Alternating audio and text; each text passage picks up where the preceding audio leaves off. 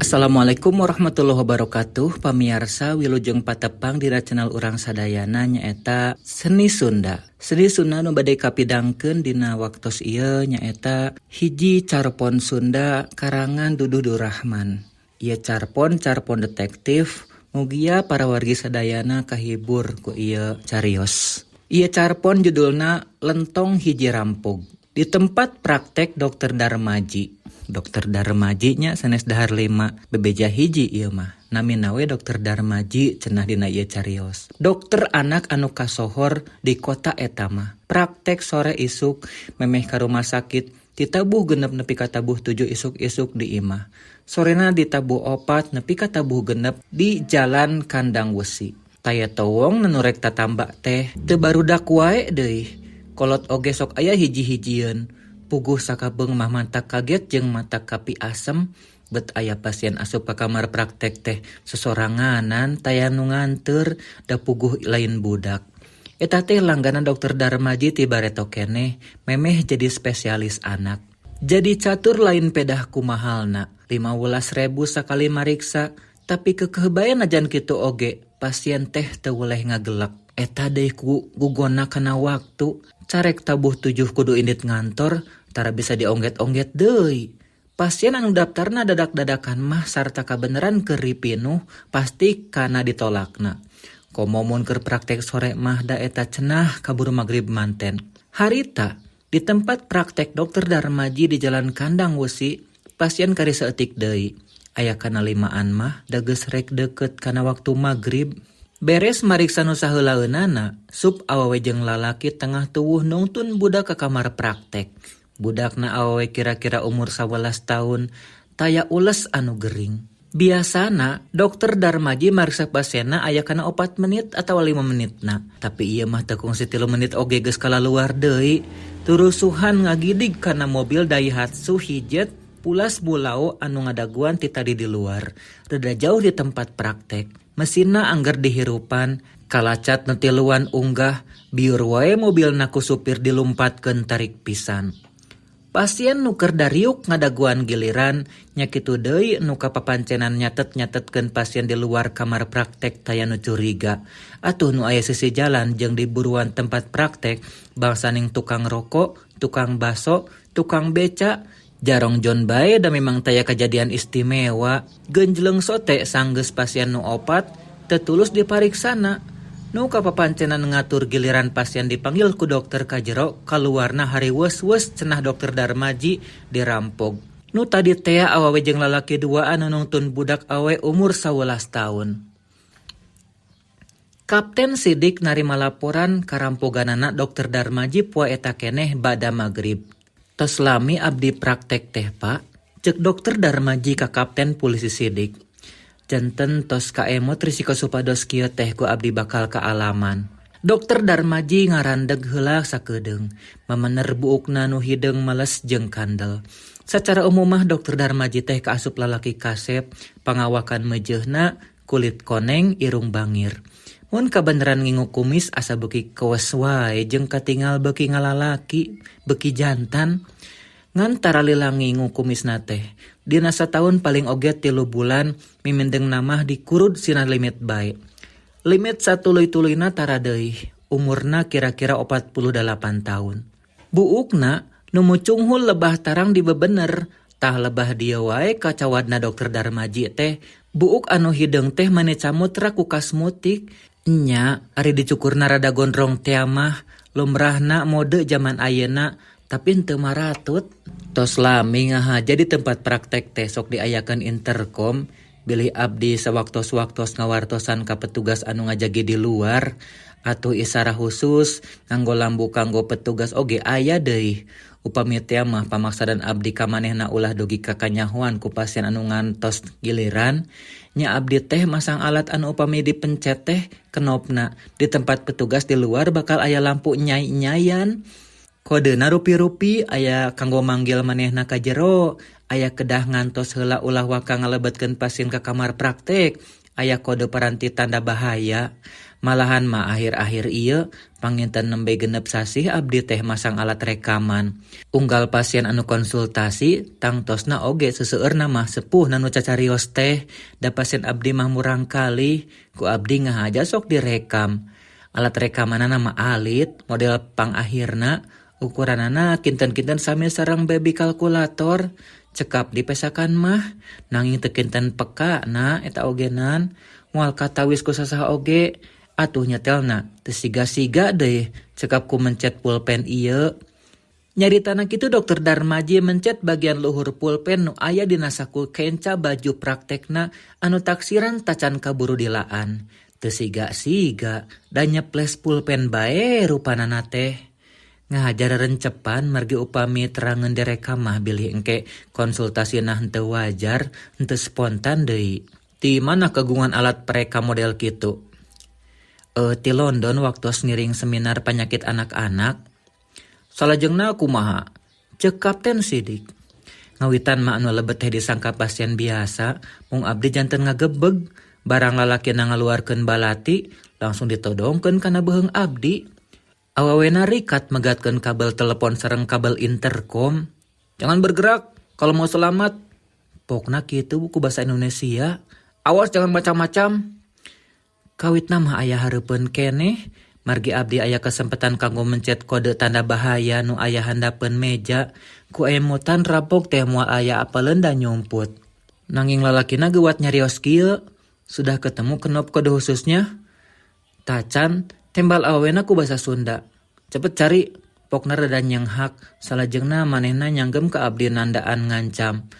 Ayo, tunjukkan di mana kenop kode rahasia. Secara refleks abdi ngarampa pulpen dina saku palih kenca, lalaunan papentol pulpen dipencet, siga pangangguran bae ukur diusap, rampok rupina henteu patos nyidikeun da manehna curing hak teh. Saparantos leungeun abdi ngulapes, siga bade rumpu rampakana meja. Diam tangannya. Hayo tunjukkan mana kenop kode rahasia. Abdi ngahuleng sajong-jongan, bingung kedah kumaha nyapilakueun, tapi bade pasrah bae. Dina laci kinten-kinten aya kana 300.000 mah, margi pasien anu parantos ka parios kinten-kinten aya 20, rata-ratana sadinten nu ka parios 30 pasien murang kali. Ieu ketemu, cek awena bari rumpu rampak kana handapeun meja. Atuh teu anta paradeui ieu oge dipegatkeun, serolok muka laci disakalikeun. Artos kekengingan dinten eta dirawut aya nu nyesa, sawios teu ku abdi ge diihlaskeun, nanging abdi teu kinten ngaraos reuasna, dugi ka ngeleper, tas tangan anu disimpen dina rak-rak alat tulis suntik sareng obat-obatan bet disamber, dibuka sakedapan ku awawena, ieu siga anu apal kana eusi tas tangan teh, geus kitu unggek ka lalakina. Cepet kita keluar, cek lalakina. Sajeroning kitu, budak awawena anu api-api jadi pasien teh ya, ongko-ongko bae diuk dina kursi mayunan meja, siga natos kalatih eta budak teh, dataya ulat gugup, kaur atana pisieun, ayem bae, nu dua anting laleos teh geuwat wae nuturkeun, lebah pantong ngasongkeun leungeunna ka nu awewe, siga hayang ditungtun. Naon eusina eta tas tangan teh dugi ka dokter ngeleper. Artos nemekeng ngabantun tibang tadi siang. Sabara seueurna? 5 juta. Kanggo naon? Kanggo ngabebenah kamar praktek di rorompok. Anu di kandang wesi tos bade CF kontrakna. Kapayun mah praktek teh bade di rorompok bae enjing sonten ogenan. Nah henteu meuli heula sabada janak artos tibang teh. Nu mawi teras rapat, nembereng setabu opat, langsung bae ka dieu datos waktosna praktek. Ukur kabujeng ngawartosan pun bojo bae di rorompok, yen abdi langsung ka tempat praktek. Udin supir pribadi abdi, di jurung sinawangsul heula, engke bae bada magrib abdi dijemput deui ka kandang besi. Janten supir mah terangeun dokter nyanak artos tibang. Kantenan bae da ngabantuan oge sareng manehna. Di mana ayeuna supir Udin? Di luar ngantos dina mobil, manehna kedah di parios. Kapten Sidik lain polisi jore-jore. Perkara anu reuet jeung rumit kumanehna bisa dibongkar. Komo ayeuna mah boga kumahaneun nyaeta Pak Hikmat, guruna keur di SMP Bareto. Geus sababaraha kali mun dipentaan bong-bolongan, Pak Hikmat sok mere jalan. Jeung pikahartieun deui, nu matak sajarah henteu resmi Pak Hikmat teh penasehat Kapten Sidik di satukangeun layar. Padahal ukur pangsiran kepala sekolah swasta, teu nyaho urusan teori jeung praktek kepolisian secara formal saeluk-eluk acan. Bari heureuy Kapten Sidik remen nyarita kieu ka Pak Hikmat. Dugi ka ayeuna oge Bapak teh guru abdi. Wah, si laing mah. Bongan didinya sok ngarireuweuh wae. Kebisangan nyelok we. Nananyakeun deui nu didinya geus nyaho. Mun ngobrol paduduan cara kitu Kapten Sidik liru dirangsadan. Disebut si laing teh henteu nyentuh kana hate, malah cenah nikmat bae nu aya asal leuwih raket. Perkara kejadian Dokter Darmaji dirampok oge didongengkeun ka Pak Hikmat. Nya kitu deui sugan bisa merebong bolongan dan nu enggeus-enggeus oge analisisna Pak Hikmat teh sok langka mencog. Beres didongengkeun teh Pak Hikmat ngahulang sajongjongan geus kitu pok nyarita. Si Udin kumaha keukeuh teu ngangken da memang rampogna oge sanes manehna. Nya puguh, tapi teu mustahil manehna sakongkol jeung baturna. Kade poho nupang nyahona kana rahasia Dokter Darmaji teh ngan si Udin. Disagigireun ibu dokter tangtuna ogenan. Kawas teu apal wae si laing mah dik. Teu apal kumaha, Pak? Nya, di mana-mana oge nupang nyahona kana rahasia dunungan mangan supir. Nanging numutkeun pangakuanana sareng hal ieu diangkeun ku Dokter Darmaji, anu terangeun dinten eta Dokter Darmaji bade nyandak artos tibang teh mung Udin we sareng istrina. Ih, teu mustahil aya jalma sejen anu kabeneran ngintip basa babadamean rek nyokot duit teh ka Bang. Atuh aya urang jero anu ngatur ieu parampogan. Jelas, cing saha bae pangisi imah Dokter Darmaji teh. Muhun dokter, istrina, putrana 3, nu cikal istri, mahasiswa farmasi di ITB, nu kadua pameget SMA kelas 3, nu bungsu istri deui SMP kelas 2. Aya deui parawan Yosua 25 tahun, raina bu dokter, teu kuliah, teu sakola, da sagala teu laju, lebet ka akademi pariwisata teu lana, kursus sekretaris teu ecreug. Ayeuna ku bu dokter dijajahkeun sina kursus menata rambut sareng kaluwesan wanita. Geus hayangan kawin meureun, Pak Hikmat megat kalimah. Aih muhun leres, tos papacangan eta oge, budak lalakina tos larbet kadinya, mahasiswa wartosna mah, nanging duka di mana kuliahna, darosna, muhun papacanganana teh oge, teu patos apaleun. Si Udin super Dokter Darmaji nu sadidinten didinya, wangsul kalemburna saminggu sakali, rencang wae 2. Saha nu kira-kira raket jeung si Udin? Kapten Sidik ngahulang. Ah sahanya, sakaterang mah nya dokter bae jeung istrina, nya duka jeung babu nu duaan sugan. Pak Hikmat mesem. Eta rampok sigana geus apaleun pisan kana kaayaan tempat praktek Dokter Darmaji. Aya telepon, aya intercom, malah aya kenop kode rahasia. Leres, mung aya nu tacan nyahun. Naon? Rekaman meni Dokter Darmaji nembe genep sasi di anggona. Sabada seminar di London, kawitna resep bae cenah ngabandungan deui pagunemanana sareng pasien-pasien. Lami-lami janten karaos kagunaanana, malah basa dirampok oge kantos direkam. Pak Hikmat curinghak, di mana ayeuna rekamanana? Aya di abdi. Buru cokot, cing setel kadinya. Rekaman ku Kapten Sidik disetel. Teu kungsi 2 menit paguneman dina rekaman teh. Kitu oge nu kaburu direkam teh teu timimitina pisan. Lebah kalimah, cepet cari. Hayo, tunjukkan di mana kenop kode rahasia. Di Bandungan saregep pisan. Tidinya Pak Hikmat nelepon ke hiji jalma. Dik, ieu rekaman ku Bapa diinjem heula nya. Di imah Dokter Darmaji, opatan ngariung, pribumi, dokter jaler istri, Kapten Sidik jeung Pak Hikmat. Rampogan aya patalina jeung urang jero. Eta mah jelas. Omong Kapten Sidik mimiti nyarita. Margi siga apal pisan kana kaayaan tempat praktek dokter. Dokter Darmaji unggut-unggutan. Nu apal kana kaayaan tempat praktek mung ibu sareng Udin. Margi Udin mah unggal dinten mapak jajab dokter. Aya deui saurang petugas nu sok nampi pasien di payun. Nanging henteu terangeun kana urusan dokter nyandak artos 5 juta tibang. Padahal salaresna anu diincer mah eta. Sanes artos kekengingan praktek harita, 300.000 memang sanes sakedik. Nanging risikona ageng teuing upami ditaragal sapertos kitu. Kawitna leres pun Udin anu disangka teh, malah dugi ka ayeuna kapan manehna ditahan keneh. Nanging sabada Pak Hikmat ngabandungan rekaman ti dokter, kacurigaan kapun udin ngirangan, upami teu tiasa disebatkeun leungit pisan oge.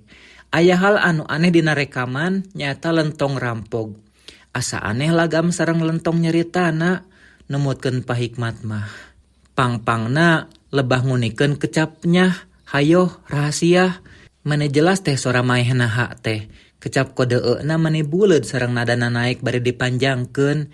Emutan Pak Hikmat, tangtos eta teh basa wewengkon di hiji tempat di Pasundan. Pak Hikmat apal ari kanu tos umum mah sapertos lentong Cianjur, basa wewengkon Kuningan, Mancagahar, sareng sanes-sanesna.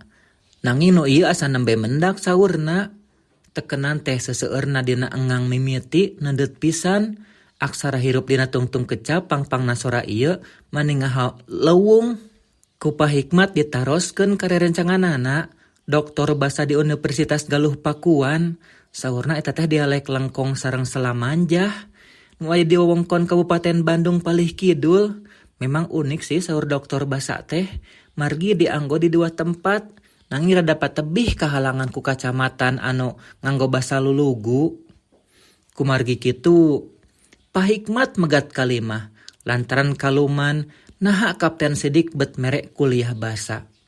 Tadi basa nyebutkeun ngaran tempat Lengkong jeung Salamanjah, doktor jeung bojona duanana rada ngajenghok. Hal ieu katitenan ku Pak Hikmat.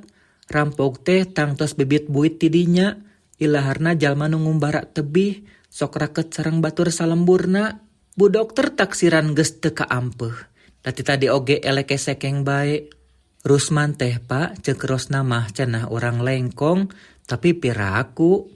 Nyaritana kitu bari ngareret ka salakina. Saha Rusman? Di mana calikna? Ceuk Pak Hikmat. Papacangan pun adi, calikna mah duka. Wartosna sareng saderekna sok sering ka dieu. Sering? Ayeuna nuju aya di dieu. Tos 2 dinten teu dongkap. Biasana ari malam Minggu sok ka dieuna teh. Bapak hoyong ngobrol sareng saha muhun Rusman. Malam Minggu Bapak sareng Kapten Sidik bade ka dieu. Nanging ulah waka geruh, kitu oge upami rampogna hoyong kacerek. Ibu dokter melengek. Karek digertak saeutik oge Rusman geus ngaku. Mimitina ku Pak Hikmat diajak ngobrol, tetela lentongna sarua jeung si rampog. Tuluy rekaman teh diputer. Manehna beuki pias. Komo barang dicaritakeun yen udin kungsi ngobrolkeun dokter Darmaji rek nyokot duit ka bank mah Rusman teu bisa minge. Nyahona Dokter Darmaji rek terus ke tempat praktek, moal balik heula ka imah ti ibu dokter. Harita kebeneran Rusman keur nepungan rosna, bu dokter nyarita rek ngomean kamar praktek, butuh bahrutengna sakitu. Ayeuna duitna keur dicokot ti bank. Rusman butuh duit keur kawin jeung rosna, padahal cek dokter Rusman oge teu kudu kikituan, kawin mah asal salamet bae. Ari ieu bet malar gengsi, malar pamuji. Nu dikumahaan batur salemburna, bangsa jeger anu geus biasa menang buruh ladang jahat. Mares ngarampog malah nepi ka tega maragatkeun nyawa batur, cukup ku duit ratusan rewu. Telepon di imah Aca, anak Pak Hikmat ngirining. Kapten Sidik dina telepon nanyakeun Pak Hikmat, "Ke antos, tembal budak nu nampa telepon, incu Pak Hikmat anak Aceh. Geus teu aneh deui, da mindeng nampa telepon keur akina. Berebet lompat ka toko akina di Jalan Purbasari. Si Rusman ngaku, Pak, heueuh syukur. Aneh puguh ge euy, Lengkong mah. Cek Jumarna, heueuh sobat Bapa di UGAP Universitas Galuh Pakuan tea. Lengkong teh cara kota gadang di Minangkabau, rea ngahasilkeun intelek, jalma palinter, pengusaha ulet, anu jadi juga lah modalna ti nol.